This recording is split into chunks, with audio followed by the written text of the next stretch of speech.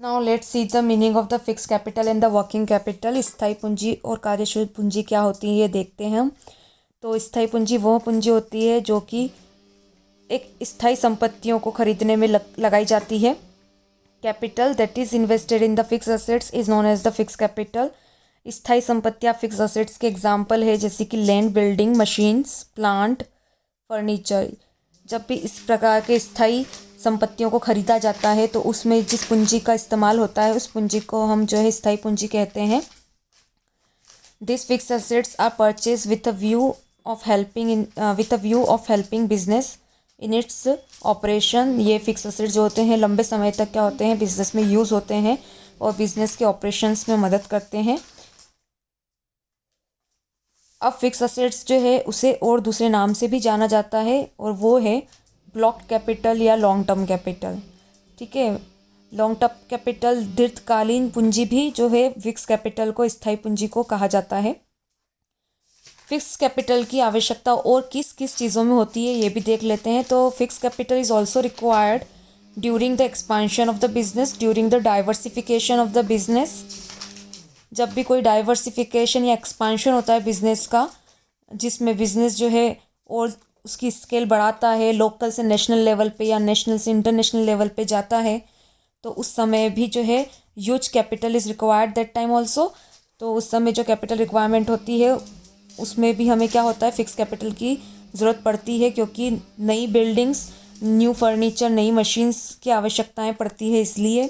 और दूसरा, जब डाइवर्सिफिकेशन होता है, अगर एक प्रोडक्ट लाइन बना रहा है और अब वो 4 प्रोडक्ट लाइन में चले जाता है अगर बिजनेस, तो वहाँ पे भी उसको जो है कैपिटल रिक्वायरमेंट इंक्रीज़ हो जाती है, तो वहाँ पे भी फिक्स कैपिटल की यहाँ पे ज़रूरत पड़ती है। अब देखते हैं कि कार्यशील पूंजी या वर्किंग कैपिटल क्या होता है। तो वर्किंग कैपिटल और कार्यशील पूंजी जो होती है उसको हम जो है शॉर्ट टर्म कैपिटल भी कहते हैं। ठीक है, ये ज़्यादा लंबे समय के लिए नहीं होती है, क्योंकि ये जो है सर्कुलेट होती रहती है, घूमती रहती है, इसका एक सर्कल होता है। जब भी आप रॉ मटेरियल ख़रीदते हैं तो रॉ मटेरियल ख़रीदने में आपने जो पैसा लगाया है वो आपका वर्किंग कैपिटल कहलाता है। ठीक है, after purchasing that raw materials get converted into the finished goods and that finished goods are then sold on the cash and the credit basis। तो जब भी हम उसको सेल करेंगे तो उनके बाद हमको फिर से क्या मिल जाएगा, कैश मिल जाएगा। And that cash is again used in the purchase of the raw material and in meeting the other expenses. तो वो जो कैश है वो क्या हो रहा है, यहाँ पे फ्लो हो रहा है, इसके कारण इसे हम क्या बोलते हैं, सर्कुलेटिंग कैपिटल भी बोलते हैं। तो वर्किंग कैपिटल जो कि बिजनेस की एक्टिविटीज़ को स्मूथली कंडक्ट करने में मदद करता है, डे टू डे के जो एक्सपेंसेस है उसको मीट करने में जो मदद करता है, उस कैपिटल को हम यहाँ पे क्या कहते हैं, वर्किंग कैपिटल कहते हैं। So such capital is required in order to maintain the stock of the raw material, in order to pay the daily expenses, petty expenses like stationery expenses, electricity bills, salary, wages, other production cost, traveling or transport expenses. Such expenses are covered by the working capital। अब हम ये देखेंगे कि क्या factor है जो determine करते हैं हमारा अमाउंट ऑफ फिक्स कैपिटल और वर्किंग कैपिटल। फिक्स कार्यशील पूंजी और स्थायी पूंजी के अमाउंट को कौन से घटक निर्धारित करते हैं वो अब हम देखते हैं। So the first factor that are affecting the amount of working capital and the fixed capital is the nature of the business. Nature of the business also affects the capital requirement. For example, the heavy industries like manufacturing industries, iron and steel industry, all this industry require more amount of the working and the fixed capital as compared to the service industry. Service industry require less amount of the working capital and the fixed capital. Then the size of the business also affect the amount of the capital required. Large size of the business require more capital and the small size of the business require the lesser amount of the capital, both working and the fixed capital. Other factor affecting the amount of the working capital and the fixed capital requirement are the sale of the goods. If the business is able to sell the goods soon or the sales are mostly on the cash basis, then the less working capital is required, because cash is generated through sale for the payment of the expenses. So here the less working capital is required. Whereas if the sale are on the credit basis mostly, then the large amount of the working capital is required to meet the daily expenses, because revenue is not generated till the amount is released from the debtors. Other factor affecting the amount of capital requirement is the area of the business. Larger the scope or area of the business activity, larger is the requirement of the capital investment, both in terms of the fixed capital and the capital working capital requirement. Business operating in a limited area or on a local basis, then here the capital requirement will be less amount of the fixed capital required and less amount of the working capital required. Area of the business can be classified as local, national or international. One of the factor that is also affecting the amount of the fixed capital and the amount of the working capital requirement is the production technology. Modern industries or the automatic industries like car manufacturing industry require more of the fixed capital as well as the working capital. But the traditional industries like the traditional textile industry, traditional food industries are mostly based on the labor needs. They require more of the hard work from the part of the labor instead of the new technology or new machines. So they require less amount of the fixed capital and working capital. स्थायी पूंजी और कार्यशील पूंजी को प्रभावित करने वाले घटकों को देखते हैं हम। तो अब सबसे पहला जो घटक है जो इनको प्रभावित करता है वो होता है व्यवसाय की प्रकृति। अगर व्यवसाय जो है एक मैन्युफैक्चरिंग कंसर्न है, निर्माणी उद्योग है, तो वहाँ पे ज़्यादा आवश्यकता होगी स्थायी और कार्यशील पूंजी की। और अगर वो एक सेवा उद्योग है तो वहाँ जो है वहाँ थोड़ी सी कम आवश्यकता होगी स्थायी और कार्यशील पूंजी की। तो व्यवसाय की प्रकृति पूंजी की मात्रा को जो है निर्धारित करती है। दूसरा कि व्यवसाय जो है उसकी क्या साइज़ है, क्या आकार है, वो भी प्रभावित करता है पूंजी की मात्रा को। अगर व्यवसाय का आकार बड़ा है तो ज़्यादा पूंजी की आवश्यकता होगी और व्यवसाय का आकार अगर छोटा है तो कम पूंजी की आवश्यकता होगी। उसी प्रकार जो तीसरा घटक है जो कि स्थायी और कार्यशील पूंजी की मात्रा को प्रभावित करता है वो है माल का विक्रय होना। अगर व्यवसाय के माल की बिक्री जल्दी हो जाती है और ज़्यादातर बिक्री नकदी होती है तो ऐसे में कार्यशील पूंजी की कम आवश्यकता पड़ती है, क्योंकि बिक्री होने से कार्यशील पूंजी फिर से जनरेट हो जाती है और जिससे कि जो जितने भी खर्चे होते हैं छोटे मोटे उसको चुकाया जा सकता है।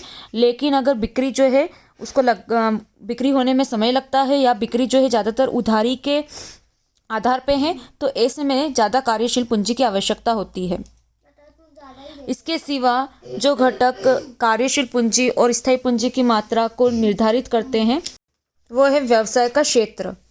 व्यवसाय का क्षेत्र हो सकता है कि लोकल व्यवसाय हो सकता है, आपका राष्ट्रीय व्यवसाय हो या हो सकता है अंतर्राष्ट्रीय व्यवसाय हो। तो जो व्यवसाय की गतिविधियों का जो भी एरिया होता है, जो भी क्षेत्र होता है, वो भी पूंजी की मात्रा को निर्धारित करता है। अगर ज़्यादा बड़ा क्षेत्र होगा तो ज़्यादा मात्रा में पूंजी विनियोग की ज़रूरत पड़ेगी, ज़्यादा ब्रांचेस होने से ज़्यादा पैसा लगाना होगा। और उसी प्रकार से अगर जो एरिया है बहुत छोटा होगा तो बहुत कम अमाउंट में पूंजी की आवश्यकता पड़ेगी। इसके सिवा जो घटक प्रभावित कर रहा है इसके पूंजी की मात्रा को वो है कि कौन सी टेक्नोलॉजी और कौन सी तकनीक जो है प्रोडक्शन में, उत्पादन में प्रयोग में लाई जा रही है। ज़्यादातर इंडस्ट्री उद्योग जो कि बहुत आधुनिक होते हैं, जहाँ बड़े बड़े रोबोट्स और मशीनों की आवश्यकता होती है, तो वहाँ पे फिक्स कैपिटल या हम बोलेंगे स्थायी पूंजी की ज़्यादा आवश्यकता होती है अगर हम कंपेयर करें पारंपरिक उद्योगों से। क्योंकि पारंपरिक उद्योगों में ज़्यादातर मजदूरी दी जाती है और ज़्यादातर मजदूरों द्वारा ही हार्ड वर्क और मेहनत की जाती है, इसलिए पारंपरिक उद्योगों में जो है स्थायी पूंजी की आवश्यकता थोड़ी कम होती है और उनकी जो विक्रय होता है वो ज़्यादातर नकदी ही होता है। तो ये सारे हमने घटक देख लिए जो कि प्रभावित करते हैं अमाउंट को, फिक्स कैपिटल और वर्किंग कैपिटल के अमाउंट को। ये चैप्टर आपने 11th में देखा हुआ है। तो आप अपनी 11th की बुक उठा के भी एक बार देख लीजिएगा, आपको और अच्छे से आ जाएंगे। फैक्टर्स जो डिटरमाइन करते हैं फिक्स कैपिटल और वर्किंग कैपिटल को, वो बहुत आईएमपी फैक्टर्स है as from the board point of view. और इसके सिवा इसके अंदर डिफरेंस भी दे रखा है जो आपको अच्छे से कर लेना है, क्योंकि ये भी बोर्ड में आ सकता है। तो फिक्स कैपिटल वर्किंग कैपिटल में अभी तक हमने जो पढ़ा उससे आपको क्या डिफरेंस दिख रहा है, तो एक बार हम उसका डिफरेंस भी समझ लेते हैं। सबसे पहले तो फिक्स कैपिटल जो होता है वो फिक्स असेट्स के अंदर इन्वेस्ट होता है, और वर्किंग कैपिटल जो है बिजनेस के डे टू डे एक्सपेंसेस में क्या होता है, यूज़ होता है। उसके बाद जो फिक्स कैपिटल होता है वो हमेशा फिक्स होता है बिजनेस में, नाम ही उसका स्थायी है क्योंकि वो हमेशा बिजनेस में स्थायी रूप से बना रहता है। लेकिन वर्किंग कैपिटल को हम क्या करते हैं, बिजनेस में यूज़ करते रहते हैं। मैंने आपको बताया था इसकी एक साइकिल चलती रहती है, वो उससे हम रॉ मटेरियल खरीदेंगे, रॉ मटेरियल को फिनिश गुड्स में कन्वर्ट करेंगे, फिर उसको बेच देंगे, फिर बेचने के बाद फिर से हमारे पास पैसे आ जाएंगे, फिर से हम उसको रॉ मटेरियल में यूज़ कर लेंगे। तो उसका क्या होता है, एक सर्कुलेशन चलता रहता है, वो स्टेबल नहीं होता है। और फिक्स कैपिटल जो होता है वो लॉन्ग टर्म रिक्वायरमेंट के लिए होता है, और वर्किंग कैपिटल जो है शॉर्ट टर्म रिक्वायरमेंट के लिए होता है। ठीक है, लॉन्ग टर्म रिक्वायरमेंट जैसे कि बड़ी बड़ी महंगी महंगी चीज़ों को खरीदने के लिए, बिल्डिंग मशीन फर्नीचर के लिए। और जो शॉर्ट टर्म रिक्वायरमेंट होती है उसके अंदर आपके महीने हर मंथली पेमेंट्स जो होते हैं वो आ जाते हैं, बिल्स वगैरह, salary, wages, raw material purchase करना। ठीक है, इसके सिवा जो हमको ये मिलते हैं सोर्सेज, तो फिक्स कैपिटल के जो सोर्सेज है वो मोस्टली इक्विटी, प्रेफरेंस शेयर्स होते हैं, और डिबेंचर या लॉन्ग टर्म लोन्स होते हैं। वर्किंग कैपिटल के लिए जो सोर्सेज होते हैं वो तो आपकी सेल होती है जिससे आपको जनरेट हो जाता है वर्किंग कैपिटल, और आपके शॉर्ट टर्म लोन्स आप ले सकते हैं वर्किंग कैपिटल में। तो ये हमारा फिक्स और वर्किंग कैपिटल का हमने डिफरेंस भी देख लिया है। इसके साथ तो ये चैप्टर ख़त्म हो रहा है, और बाकी जो टॉपिक एक दो छोटे छोटे टॉपिक है वो आप रीड कीजिएगा। उसमें अगर आपको कोई डाउट है तो आप पूछ सकते हैं। नेक्स्ट चैप्टर हम स्टार्ट करने वाले हैं जिसका नाम है financial market. Financial market new chapter है, तो अब इसको नेक्स्ट टाइम हम नेक्स्ट वीडियो में देखेंगे। नेक्स्ट वीडियो देखने से पहले एक चीज़ और देख लेते हैं, वो है फाइनेंशियल मैनेजर के फंक्शन के। फाइनेंशियल मैनेजर के क्या क्या फंक्शन होते हैं तो शॉर्ट में समझ लेते हैं। एक तो फंड जो है रेस करना होता है कि फंड्स को कहाँ से प्रोक्योर करना है, कहाँ से परचेस करना है, जिससे कम से कम कॉस्ट पे ज़्यादा से ज़्यादा फंड्स अवेलेबल हो सके। दूसरा ये होता है कैपिटल रिक्वायरमेंट का पता करना कि बिज़नेस में कितना कैपिटल रिक्वायर्ड होगा, कितनी पूंजी की आवश्यकता होगी। तीसरा होता है सोर्स ऑफ फंड्स को पता करना कि हमें फंड्स जो है कौन कौन से सोर्स से मिल सकता है। आजकल बहुत से सोर्स अवेलेबल होते हैं फंड्स एक्विजिशन के लिए, तो सोर्स जो है उनकी लिस्टिंग करना, उनको जो छांटना, शॉर्टिंग आउट करना, ये सब भी फाइनेंशियल मैनेजर का काम होता है।